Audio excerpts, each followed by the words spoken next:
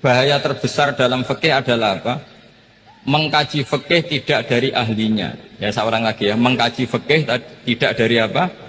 Ahli. Nah kenapa demikian? Begini, saya beri contoh. Ilmu fikih itu tentu pertama dari Rasulullah SAW. Kemudian bersanad sampai kita atau kita sampai Rasulullah. Itu ngalami sekian ijtihad yang tidak mudah. Saya beri sekian contoh. Dulu Imam Syafi'i itu sukanya sama guru yang miskin, ya, karena rata-rata santri juga miskin. Jadi mesti ngidolakan guru yang miskin, karena sesama miskinnya harus berkoalisi.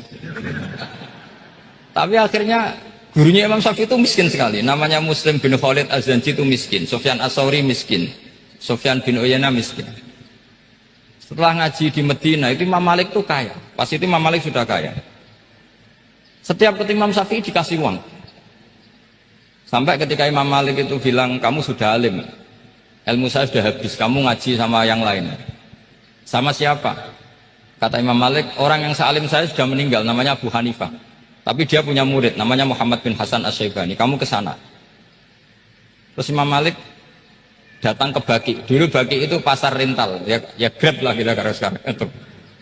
Mengumumkan, siapa kafilah yang mau ke Irak? Kita ya Imam Malik, dibayari sama Imam Malik. Ini yang antar ke Irak, ke Muhammad bin Hasan Asy-Syaibani. Imam Malik mulai ngeper.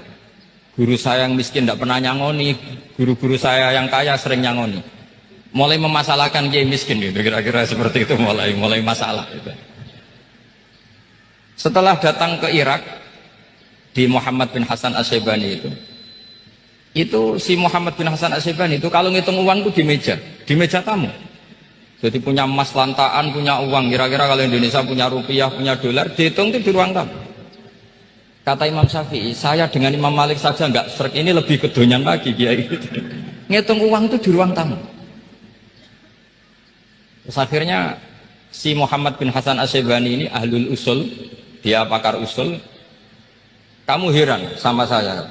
Iya, kiai kok kedonyan? Dia ngomong ya. Tapi kata Muhammad bin Hasan Asy-Syaibani, kalau kiai tidak boleh kaya, kita kayak wong fasik. Ben gue demenan, gue mabuk. Oh jangan, nanti dipakai maksiat. Penjenengan mawon kersane digetokan. Berarti kiai oleh sugih, mun pun angsal-angsal. Semenjak itu jadi satu fikih bagi Imam Syafi'i. Ternyata kalau mengharamkan kiai sugih berarti membolehkan yang fasik sugih. Kalau yang fasik sugih bisa dipakai i'anah alal maksiat. Semenjak itu mindset pikiran Imam Syafi'i rubah. Saking rubahnya sampai beliau berpendapat orang bisa beli Alphard, kok beli carry itu haram. Bisa jadi bupati kayak Pak Roba, kok jadi RT haram. Pokoknya gitu. Bisa keren Kak Gus Bak, kok jadi orang pendengar haram. Pokoknya haram terus. Karena dalil beliau al-Islam ya'lu wala yula alaih. Coba sampean ridho misalnya jadi orang Gresik dipimpin orang yang nggak sholat, ridho ndak? Ndak. Atau sholat tapi nggak bisa ngaji, ridho ndak? Ketika yang bisa ngaji berpotensi jadi bubar, terus keterusan.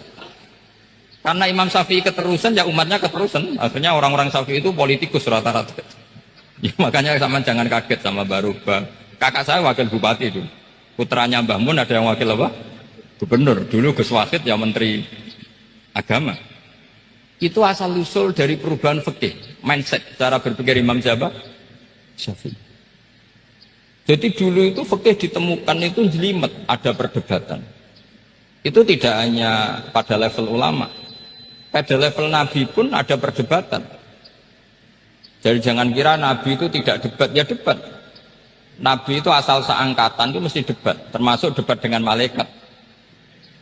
Jadi kalau perlu ya debat sama apa? Karena malaikat itu kan lugu itu gak iso mikir.